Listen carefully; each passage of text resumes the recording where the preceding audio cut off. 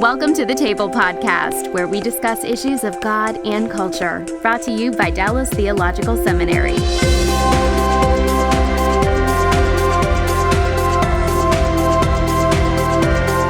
Well, welcome to the Table Podcast. My name is Bill Hendricks. I am the Executive Director for Christian Leadership, and I want to welcome you today.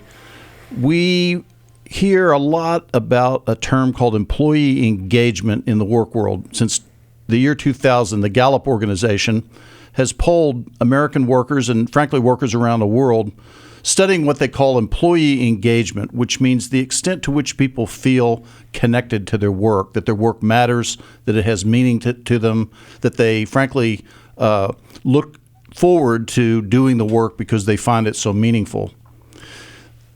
The statistics show that roughly 30% of American workers are engaged with their work. They do have that sense of connection.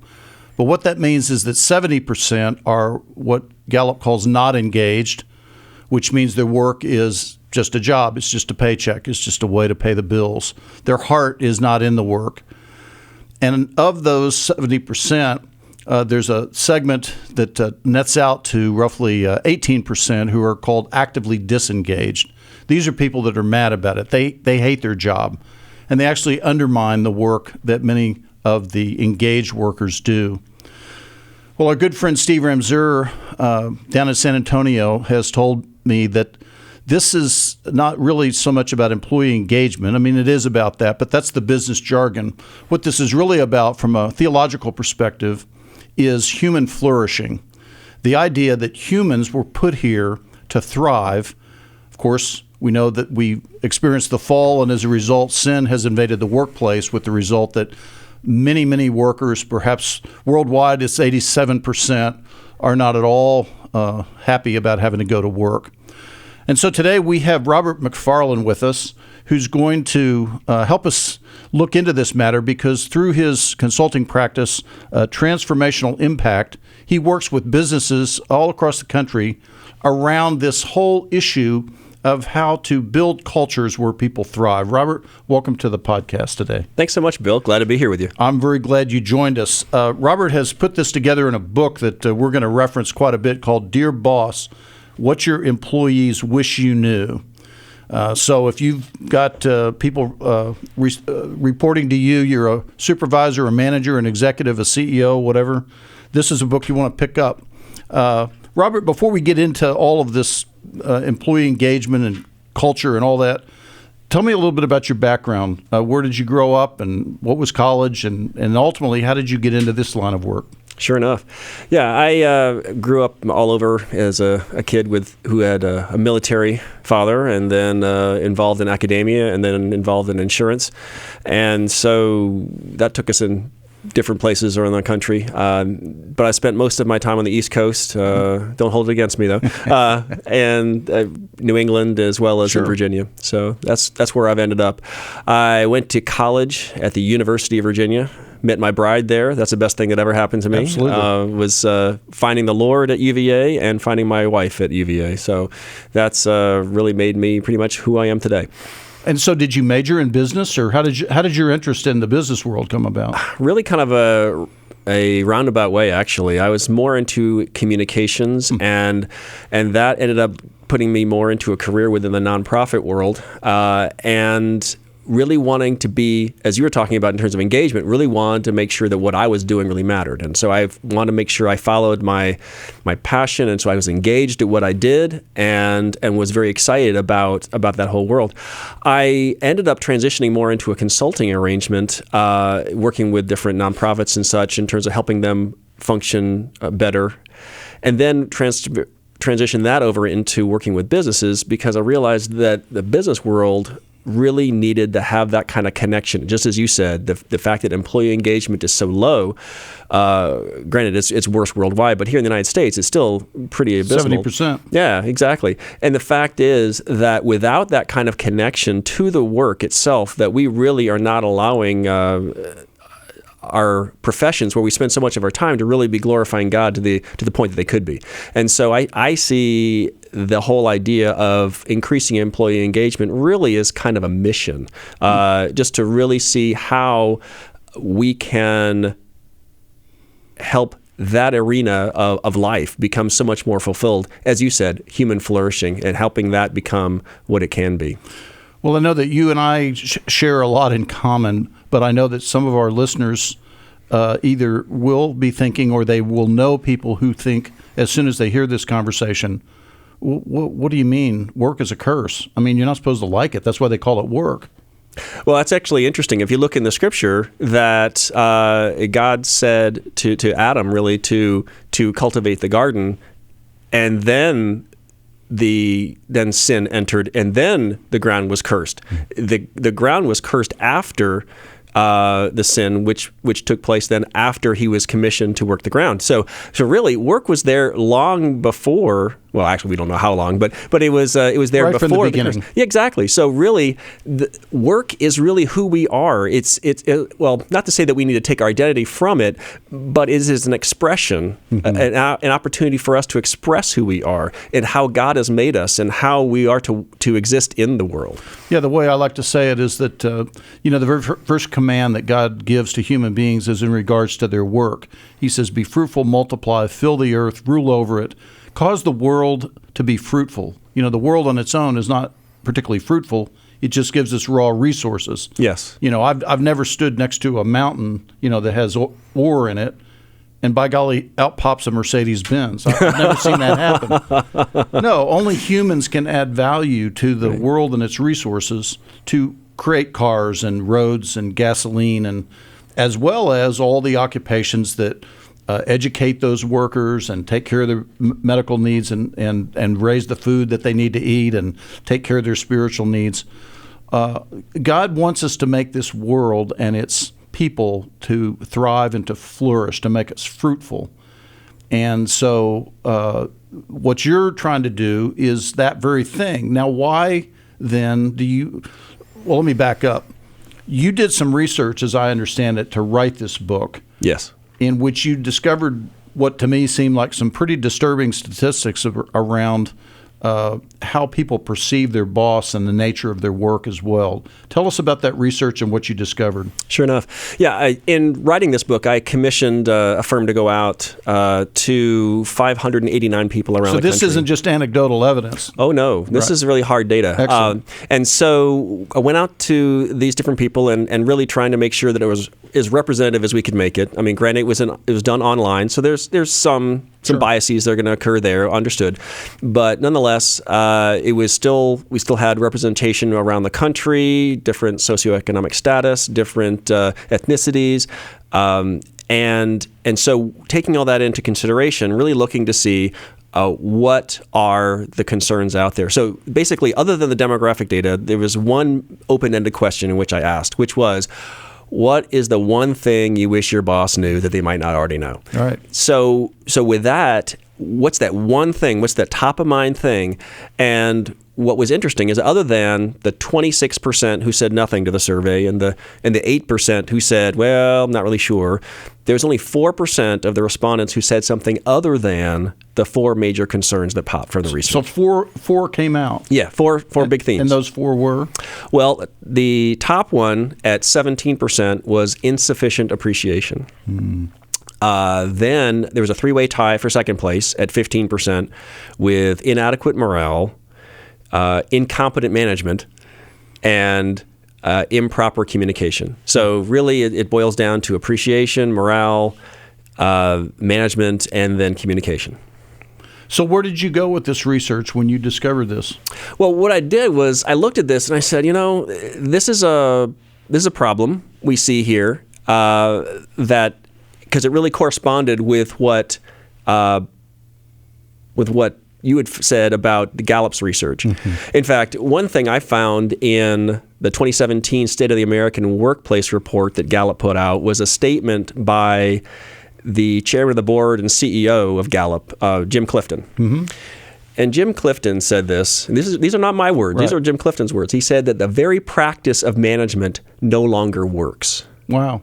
Yeah, exactly. And it was just hidden away in this big long report. It no longer works because it's outdated, or it no longer works because it's become dysfunctional? Or well, I'm not exactly sure all the context in which he meant it, but it's not working. Yeah, it's not working, Yeah. And so since it seems to be broke, let's fix it. So really, that's what the rest of the book is really about, is, okay, if this leadership paradigm, this managing paradigm that we have as bosses, what needs to shift for us to be able to increase employee engagement? We can't say to our employees, well, you're not getting it. Because really, that's kind of like, all right, the beatings will continue until morale improves. You can't say that. You gotta. Because really, as to quote John Maxwell, everything rises and falls in leadership. So what do we as leaders, what do we as managers need to do to really bring out the best in our people? And so to go back to your whole idea of human flourishing, we need to have a different model. We need to have a different leadership model. So the concept I put forward in the book is the idea of active leadership. That's a term that I used. And it really describes the four tenets of active leadership, which address the four concerns from the research.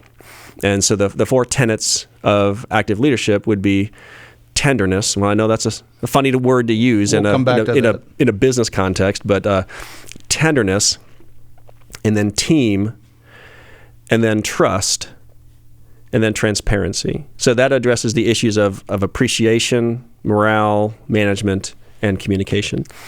So that's really what most of the book is about, is really what does that need to look like? What do we as leaders need to be focusing on to be able to bring out the best in our people? Because I believe the whole idea of employee engagement really is more or less a spiritual mandate for us to take the scriptures. Those of us who believe that the Lord is on his throne, that it is our responsibility, those of us who occupy the seats of management and leadership, to really take this as a mantle upon ourselves to see how can we unleash the passions within people to make them really for human flourishing, for their good and for everybody else's. I couldn't agree with you more. It is true that God has given this world of wonderful resources to human beings. It's also the case that to every human being, God has given a means of adding value to the resources of the world and its people so that they would flourish. In my work, we call this your giftedness. Every human being has some form of giftedness that essentially drives their behavior. And this is really what you're tapping into when you talk about bringing out the best in people. The reason somebody puts joy and heart into their work, like those engaged employees, is because it dovetails with how they're designed by God, and they're able to express that which God has gifted them to do.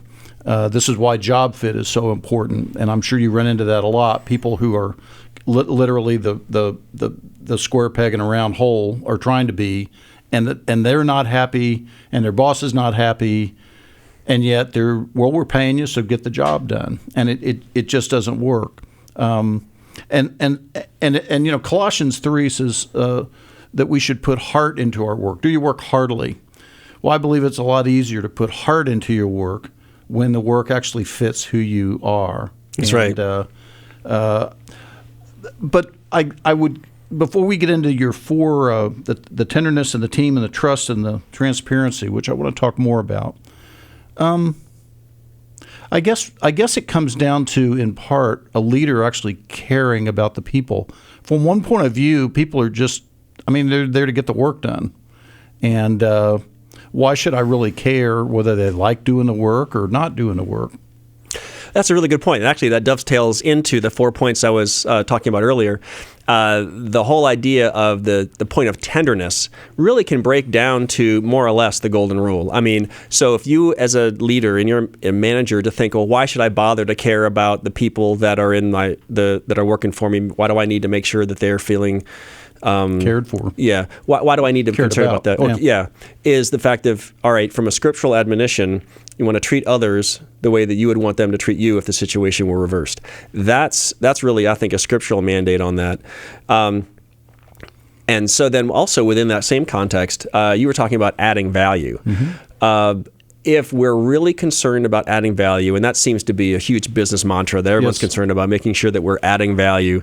Well, here's a simple, cheap, relatively easy way to add value, because as you said, to really awaken the human soul in a context of them feeling of connected enough to the work that they're doing that they feel like that they are glorifying God in terms of how they're able to function, even if they're not necessarily believers, but to feel that they are excited, impassioned to do the work that they've been given. What a great way to glorify God, to treat the people who are working for you, even if they're not believers, in a way that would honor their Creator. Well, I just want to point out for our listeners the significance of what you've just said, because as I understand you, what you're saying is that anybody who has people reporting to them, whether you're a senior level executive, a mid-level manager, or a line supervisor, if you have people reporting to you, you literally have an opportunity to affect their very souls by the way you structure that work. Because to the extent that you set it up for them to thrive, that affects everything about their life. If they come to work and they feel like their work is noticed and matters to the enterprise, and therefore they're valued, if they find that when they get along with their coworkers, and even when they have disagreements, they're resolved in a civil way, their boss treats them fairly, they take all that home, and it affects the whole climate of the home. As you said, it doesn't matter whether they yet have a relationship with Christ or not, just their whole outlook on life is improved. Conversely, and this is where we see the Gallup 70% statistic, if you go to work and you don't find any meaning in the job, and frankly, you don't even know if the company cares you're doing it, you don't get along with your coworkers, your boss treats you awful. I mean, you take all that home, and then you are mean to your spouse, and you are mean to your kids, you kick the dog, and you narcotize that pain through all kinds of terrible habits. And it poisons all the community. Absolutely. That is so true. And so the point I like to make about this whole thing is that you or we as managers have the opportunity to really be causing ripple effects. And as a leader has that kind of everyone in their circle of influence is affected by the things that they do. So, and therefore, the power that a leader has over those in their charge is pretty powerful. It's just as you said. I mean, the fact that you were able to unleash that human flourishing for them, not just at the job, but it ripple effects. Anybody who has any contact with those employees, whether that be vendors, that be suppliers, certainly customers. Customers, absolutely. The whole customer experience it's palpable. You can feel it. I'm not going to name names here, but there's certain airlines that you can get on, and it's a joy to be on the plane. And it's a mundane kind of thing. They're moving weight from one part of the country to the other. That's you exactly and your bags, right? But they've made such a fun experience out of it that you actually kind of enjoy it. Conversely, I was on a plane on a different airline coming back from the West Coast not too long ago, and about halfway back to Dallas, I looked around at all the other passengers and at the flight attendants, and I couldn't see the pilots, but I could hear what the pilot had said and the way they had said it as we were, topping out. And I thought, there's not a single person that wants to be on this plane. Nobody on this plane is having a good time. Yeah. And it was sad. It is sad.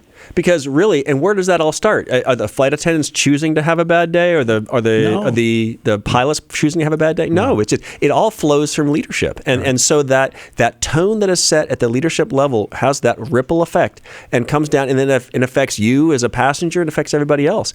And then to follow on what you said about the whole idea of kicking the dog, that. It goes home. I mean, absolutely. And that we're able to affect people's homes, we're able to affect people's communities based on the decisions that we make as leaders to activate or not the people in our employ.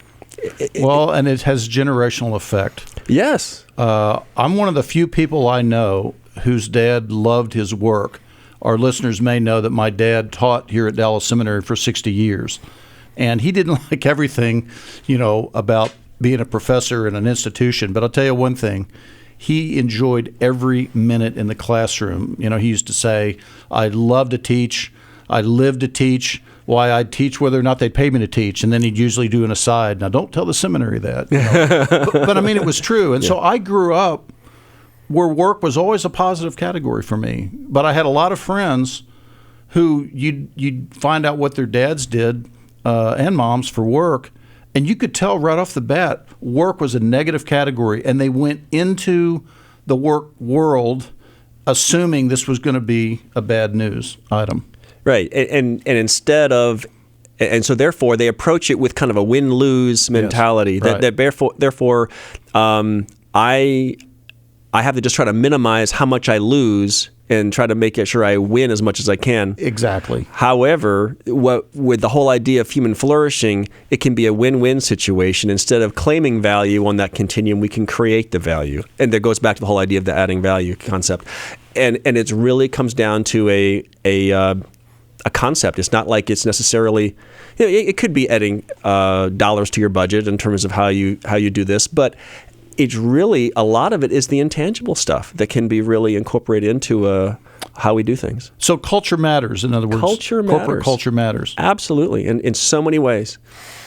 Well, I love this word tenderness, and I realize that you've got this alliteration going. The word that occurred to me when I read the book and came to that, a synonym would be compassion. Yeah. In that it's clear that you actually care about the people. That doesn't mean that you never have to come down hard on somebody or shoot straight with them, but it means that you do so in a civil way and in a Christ-like way that retains their dignity as a person. Well, you know, it's interesting in the New Testament one of the places the word compassion comes up is that, remember that there's a rich young ruler, so we could call them a senior executive type person, right. Certainly a person of affluence comes to Jesus and asks him, you know, what must I do to be saved? And you know, he says, love the Lord your God with all your heart, soul, mind, love your neighbor as yourself, and it says that Jesus felt compassion for him, like he saw him as a person. One of the great problems in the work world today is that we don't see people as persons. We see them as a means to an end, as employees, as just people to get our work done, instead of noticing that there's a human soul there, a soul, frankly, for whom Christ paid his life because of his compassion. And so what I hear you saying is that the place leadership has to begin is from a place of, frankly, love or compassion, that I really care that God's put these people in my path. One of the key pieces in that, you said, was that the leaders are showing what you describe as tenderness or a kind of compassion. They care about the workers, and I think you were going to tell me a story to illustrate that. Yeah, exactly. There was a time about 16 years ago, my father passed away. And so obviously it's a difficult time. Sure. Personally, and then it affects everything. It affects how you work. It affects Huge. Everything. But my place of employment was very sympathetic and to what I was going through. They even had time for a bereavement leave, so which was very helpful. And then after the funeral, which had taken place in Atlanta, we ended up having a time for local family in the D.C. area and also friends and church people to come and just give their well wishes, for people who weren't able to come down to Atlanta for the funeral. And I just remember people were coming and going, just constant activity, just having to go to the door constantly to go open to welcome more people coming in. But I'll never forget one time I went and opened that door, and there standing on the doorstep was my boss. Wow. And here he was, out of work hours. He came to show up to say he was concerned about me. He didn't have to do that. And here it is, 16 years later, I still remember that. So that's the kind of thing, it takes a little bit of time. And yes, maybe you lose a couple hours in a night that you wouldn't have ordinarily, and that you'd have to restructure your evening. Well, but what it did for me as on the receiving end was a story I could tell 16 years later like it was yesterday. And what you're really describing there is the power of a leader who really is investing in their people. Absolutely. It's not just as a formality, as a courtesy, as a part of my job. I got to show up at this guy's house, say a few words, and no. It's like, man, I know you're going through a tough time. Right. Just the power of my presence shows you I want to help you be a better person, a better human being as a result of being in my life. Absolutely. And it's something that we can forget how much just the simple words that we say have. I mean, how that really can affect people. And so one of the things I talk in the book about is the process of active leadership. Really, what is that? What does that entail? What is active leadership? And really, it comes down to the kind of thinking and the words and the actions that we have, and how we can use them to bring out the best in the people around us. So, because it goes back to the whole idea of human flourishing. I mean, making sure that we are really investing ourselves intentionally in terms of the people around us so that they can become at their best. Yeah, I think intentionally is the operative word. Yes. What you're describing here is it's a great concept to think, okay, God wants us to cause the world and His people to flourish. That's wonderful. But what you're describing is, all right, let's take that and let's be intentional. How do we make that actually happen at the place where we have influence over what happens if we're in leadership there? And we talked about how it begins with tenderness, and you have these other three: team, trust, and transparency. How does this now eventuate into team? Well, the whole idea of team is really making sure that everybody on the team is really able to perform at a level where they are positively contributing. Mm-hmm. In writing the book, I had the opportunity to interview Mike Houston. And you may not know who Mike Houston is, especially down here in Texas, where football is king.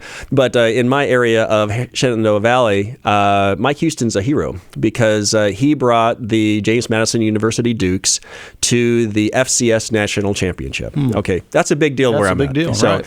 And anyway, but what's more significant is the fact that he did that as his first year as head coach. Wow. When the team had not performed at that level in about a dozen years. So it tells you quite a turnaround. Exactly. So what did he do? Exactly. So I thought, well, what did he do? So I asked Mike. I said, Mike, how did you do that in your first year as head coach? And he said that it was important for everybody there on the team to be able to perform, and everyone on the team had to be dependable in their role, and everyone had to also be accountable to everybody else. So setting that kind of tone as a leader to make sure that everybody is able, dependable, and accountable is huge. I mean, and that's a very intentional leader, really saying, okay, how can I unleash the best in my team?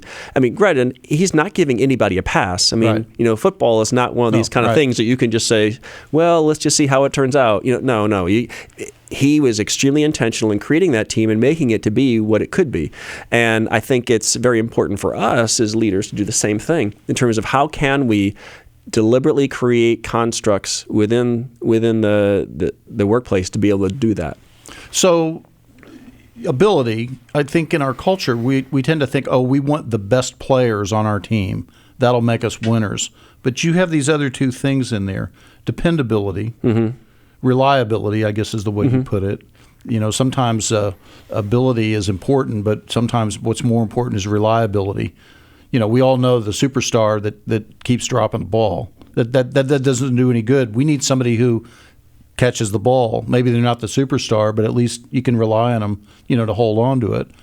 But then that third piece was what? Interacting with the other team and being a team player, as we would call it. Yeah, I mean, being willing to be held accountable. Okay. I think that's a huge thing. And giving so that I live on behalf, I do my work on behalf of the rest of the team. Right. It's not just about me. Exactly. And I think it's a powerful thing when we create an environment where we're giving everybody else permission to speak into our lives about our performance on the job. Not in a way to condemn, not in a way to point fingers, but to say, look, you're part of the team, I'm part of the team. This is a problem. We need to fix it. Instead of just saying, we're going to talk about it behind your back, and we're just going to play some office politics, and we're trying to shut you out. No, let's respect each other enough to say, look, we have a problem, let's deal with it, and let's move on. Well, I can think of, one situation where it's the leader who, frankly, the team needs to hold accountable. That's got to be a relationship where they can speak honestly and give feedback to the leader without the leader powering up on them. Exactly. So there's a humility involved there, is what you're saying. Absolutely. I mean, I think that that's a huge part of being a good leader is humility and being able to be self-aware enough to say that I need to not let myself get in the way.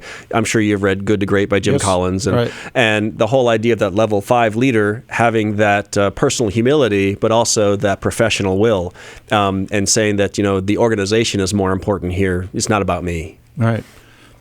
Just to take an aside here, I want to get your thoughts. There are some folks in the Christian world who would say, this conversation is interesting, but it's not particularly helpful because you guys aren't quoting Bible verses, and you're just taking stuff that, you mentioned Jim Collins. I mean, Right. People out in the business world come up with research and whatnot, and you just import it. And how is that biblical? Well, I believe that we have a God that is the author of all truth. And therefore, all truth is God's truth. Mm-hmm. And whether I find that in the writings of Jim Collins or John Mackey or anybody else, it's still truth. It is not negated because it doesn't have "Thus saith the Lord" in advance of it. Right.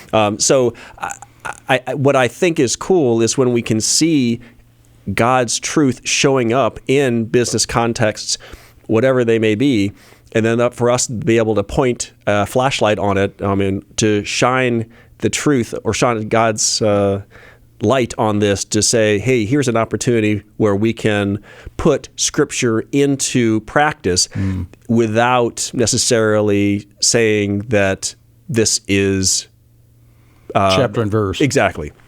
Well, the way I would look at it is I believe that God has designed certain, we might call them laws or principles into the fabric of how the world works. Exactly. Yep. And so, for instance, the golden rule. Right. If we treat others the way we want to be treated, we discover in the main that good things tend to happen. The whole principle of you reap what you sow. If Exactly. you work hard and you apply yourself, sooner or later you're going to reap some good results out of that. And so when human beings align themselves with those core foundational principles, they're kind of living out life the way God set it up to live out, and good stuff tends to happen. And if you do know your Bible, you can see in certain corporate value statements and certain ways that companies operate, you can see a principle that they hold to and say, why, that's right out of, and then here's a verse that applies to. Right, exactly. I mean, I think it's pretty obvious that we don't really break the law. We just break ourselves upon the law. So that God has put His truth into reality, into our existence. And if we go afoul of that, we're going to learn the hard way. And so, but when we are working in consonance with God's law, that's when the beauty happens. And I think this is helpful for many Christians who, frankly, are a little nervous about, quote, trying to impose my faith in the work world. We live in a very pluralistic culture. There's people with all kinds of different worldviews out there, and who am I to, impose the way I see life on these other people? Well, actually, we have an advantage as believers because God has told us all this wonderful truth about the nature of human beings and what causes them to thrive. And so we don't have to quote Bible verses to practice what we would call kingdom values or biblical values. We can treat people, for instance, civilly and be kind, and all the things that are mentioned in, say, Colossians 3. Be tenderhearted. You have this value of tenderness there. Mm-hmm. Be tenderhearted, forgiving one another as Christ has forgiven you. Well, that doesn't just apply at church. I need to be tenderhearted toward all of my coworkers, to all the people that report to me, to my customers. We can live out Christ without having to cite every chapter and verse of what drives our behavior. That's exactly right. And I think it's really helpful for us to think through that the more we put things into practice that go along with Scripture, then we can shine more of a light on God in the process. Well, and it becomes attractive. I mean, I've met people who have told me stories about how, they weren't believers and they went to work and it was a very dysfunctional culture and people were backstabbing and all the problems that happen in workplaces, and their boss was mean, and then they'll say, but there was this one manager. That's right. He was just the kindest person in the world. He always would have a kind word for me. He'd stand up for me. He'd back me up on stuff. He'd help me out when I was in a jam. He didn't have to do any of that. He wasn't even my supervisor, but he was just the nicest man. And of course, everybody knew he was a Christian. And then the story will go, years later when the Holy Spirit gets a hold of them and they're convicted of their sin and they realize, wow, what that guy had, that's what I want. That's right.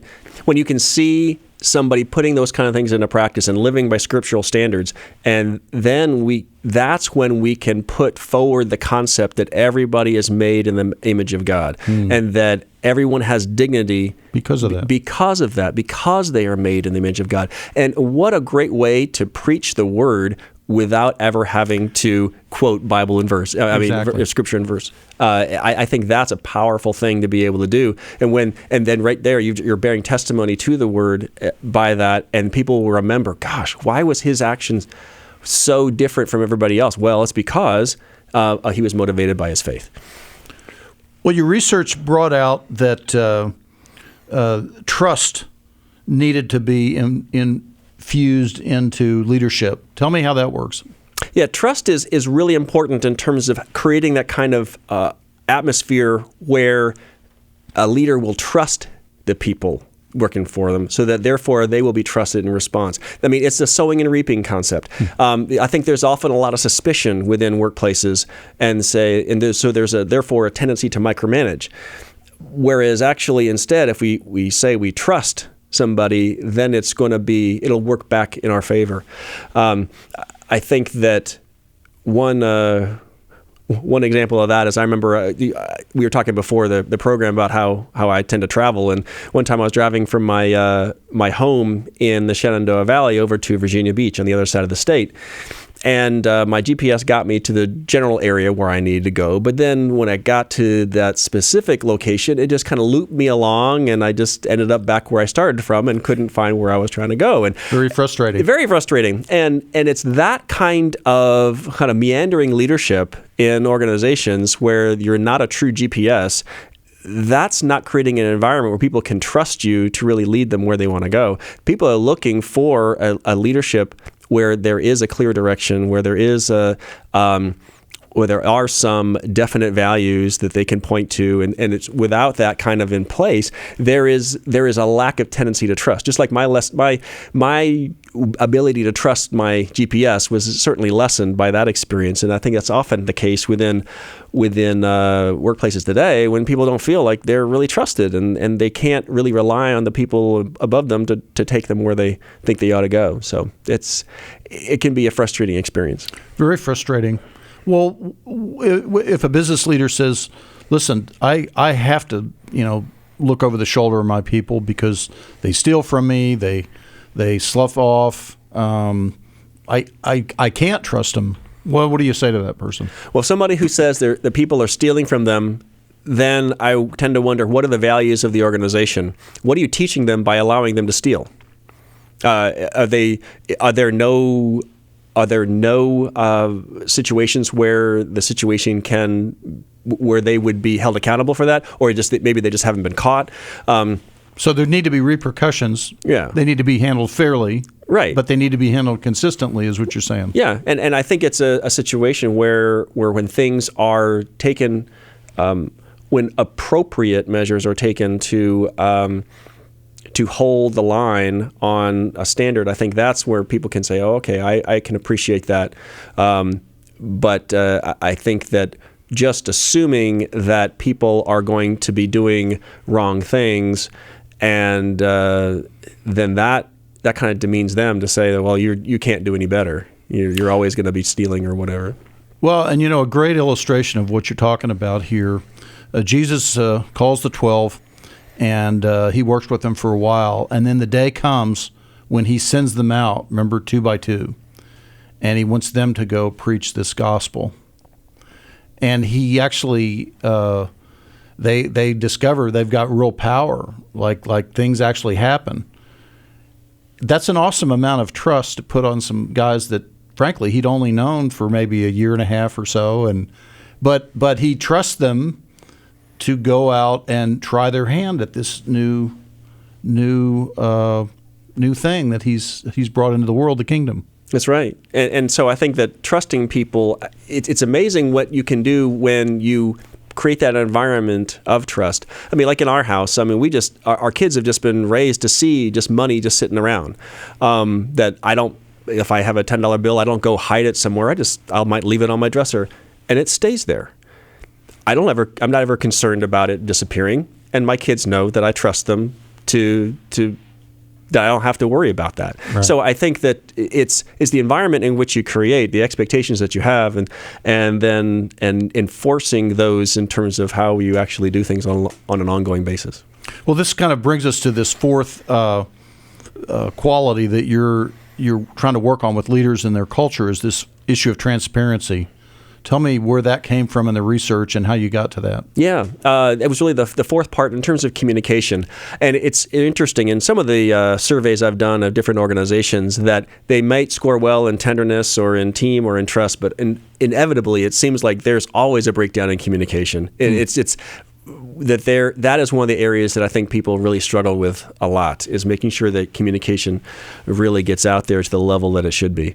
So with that, I think that it's really imperative for us to focus on that environment, making sure that we are being as forthcoming with information as we can be in terms of transparency, because we tend to learn better when we have somebody who is being authentic with us. I was at a conference years ago where I remember there was a guy who was on the stage, and I just thought, because of his age, he really couldn't teach me much because he had less life experience than me. And so anyway, I had a bad attitude about it. So, but anyway, this kid, I'll just say he's a kid because he was probably half my age, taught me more than anybody else that whole conference, because he was so real, so authentic, so transparent, that I learned so much just from the way he handled things, because he was willing to be open.